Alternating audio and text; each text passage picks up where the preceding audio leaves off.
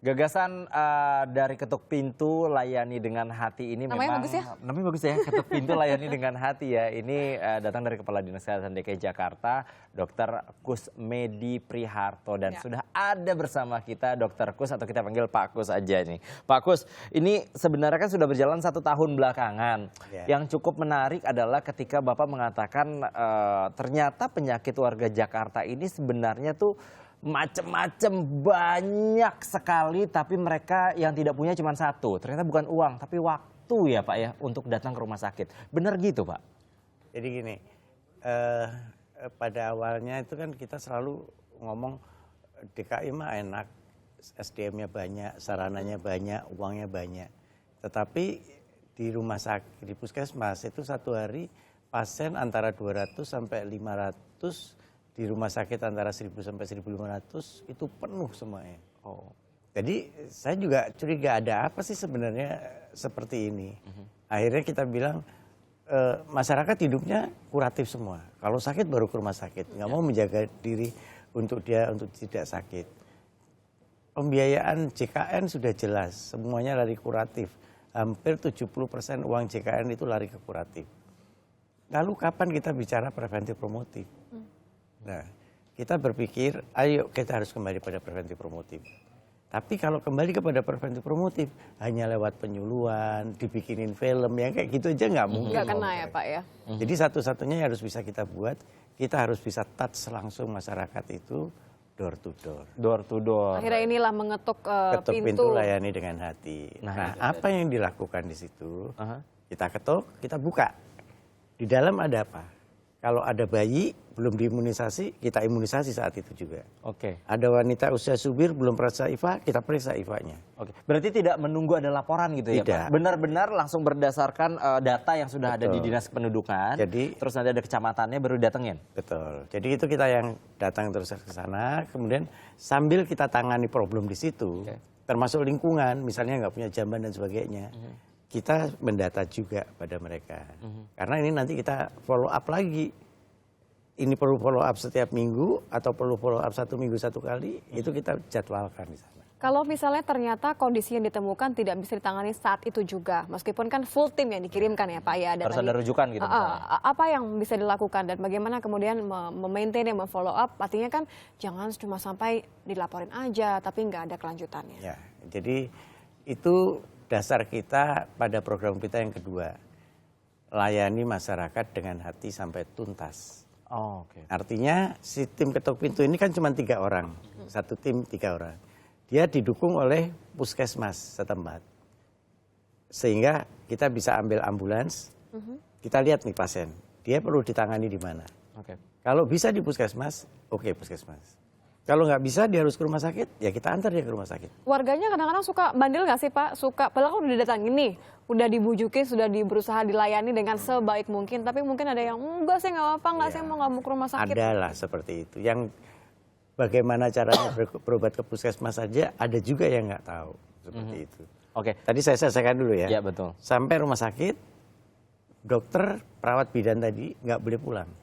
Harus memastikan bahwa pasien ini dilayani dengan benar. Didampingi terus. Didampingi. Terus ditanya ini mau diapain. Kalau dia harus dirawat, andainya dia tidak ada tempat rawat di situ, petugas harus cariin sampai dapat tempat rawat, baru petugas boleh pulang. Oke, itu terbatas hanya puskesmas milik Pemprov atau Pemda atau RSPAD aja atau gimana Pak? Seluruh Rumah Sakit Jakarta. Jakarta. Tergantung kelasnya, di mana dia dibutuhkan. Oh gitu. Jika menemukan ada warga yang memang ini ke soal BPJS atau jaminan kesehatan itu kan juga JKN itu kan ada yang nggak punya. Itu gimana Pak? Apakah akan diselesaikan juga nunggu dia punya dulu baru ditindaklanjuti atau seperti apa? Nah, itu yang nomor 3 program kita. Oh banyak ya, ada nomor 3 lagi. Berkelanjutan soalnya, Oh, berkelanjutannya itu gimana? Jadi orang sakit tidak boleh miskin. Kan banyak orang sakit diminta uang muka nggak ada. Jadi jangan dibalik orang miskin nggak boleh sakit Nggak boleh ya. Oke. Jadi itu harus kita tawarkan. Kalau dia memang nggak punya, mau CKN berobat lewat puskesmas kelas 3, kita kasih bayar premi. Jadi nggak ada masyarakat di Jakarta yang nggak boleh nggak punya asuransi. Jadi bahkan diurus sampai masalah asuransi kesehatannya kesehatan, juga ya. Dipastikan begitu ya Pak, karena Dipastikan. memang mereka benar-benar yang membutuhkan. Betul. Ini kan cakupannya berarti seluruh Jakarta. Semua Seluruh Jakarta. wilayah berarti ya. Betul. Nah kalau sejauh ini berarti hambatannya apa saja yang sudah ditemui selama setahun belakangan? Segini nih, itu memang seluruh Jakarta, tapi kita masih konsentrasi di Rusun, di Kampung Deren sama Kampung Kumuh dan Miskin.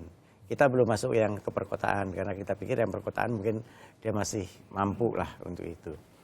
Nah, masalah yang menjadi masalah pemberdayaan masyarakatnya. Jadi si tim ini saya sudah bilang kenapa sih sampai dokter harus turun? Dia harus bisa menyelesaikan masyarakat itu. Misalnya contoh, ada keluarga yang tidak punya jamban. Dia harus hubungin Pak RT atau Pak RW. Nggak punya jamban tuh. Buktikan bahwa itu berbahaya. Ambil sampel air tanahnya, periksa, tunjukkan. Jadi itu akan membahayakan masyarakat sekitar situ. Oh berarti memang harus ada argumentasinya pada saat kita menemukan sesuatu yang aneh gitu ya? Jadi sekaligus edukasi ya Pak, jadi nggak cuma hanya meriksa, ngasih obat sama ini warga. yang dituju oleh kita adalah merubah pola hidupnya. Harus hidup sehat, bukan sakit baru ke rumah sakit. Oke. Nah, kalau dengan kondisi seperti ini, niatnya mulia, warganya memiliki fasilitas kesehatan di depan rumah. Nah, bagaimana dengan petugas kesehatannya? Kadang-kadang kan suka ada ini juga, ada sangkaan juga.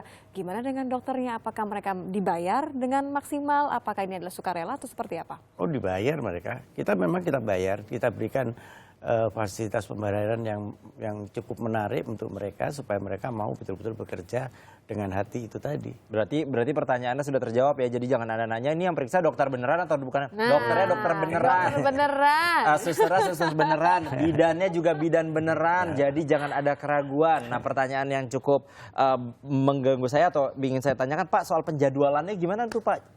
Soalnya timnya kan tentunya kan nggak terlalu banyak ya. Sementara ada 5 wilayah DKI Jakarta, lebih dari 40 kecamatan. Kita punya 481 tim saat ini.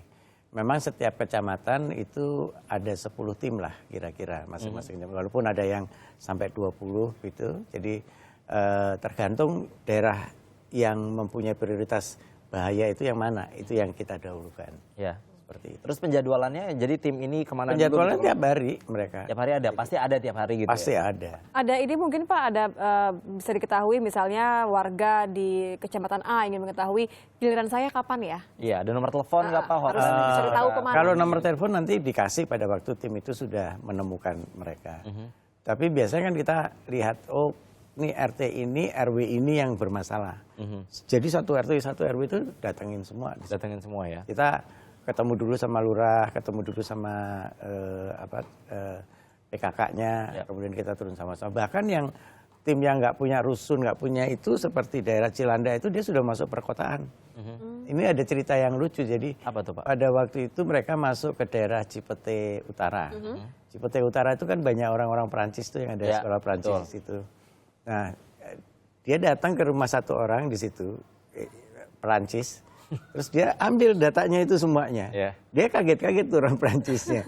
Akhirnya dia jadi PIC kita, dia ngedokin teman-temannya di situ semuanya jadi masuk semua. Jadi PIC-nya. Mengetuk hati orang lain juga ikutan membantu. Baik-baik. Kalau misalnya nanti artinya ada warga lain yang juga pengen ikutan membantu meskipun bukan menjadi relawan ya, gitu. menjadi relawan, Dibuka nggak Pak lowongannya? Boleh, Atau boleh. seperti Kita apa? malah Ikut gedorin pintu gitu. saya sedang memikirkan untuk itu. Artinya lapornya kemana Pak kalau mau jadi relawan? langsung aja ke puskesmas setempat. Oke. Atau mau ke dinas kesehatan boleh. Oke, jadi bisa hubungi puskesmas setempat atau dinas kesehatan. Jadi jika Anda sudah terketuk hatinya untuk melayani masyarakat atau mengenal lebih dekat dengan masyarakat ya. Bisa langsung. Bisa. Warganya juga yang sudah disamperin ini jangan kabur, jangan bandel juga karena tujuannya adalah untuk edukasi supaya wilayah tempat masyarakat tinggal ini benar-benar layak sehat ditinggali. Dokternya beneran. Bidannya beneran.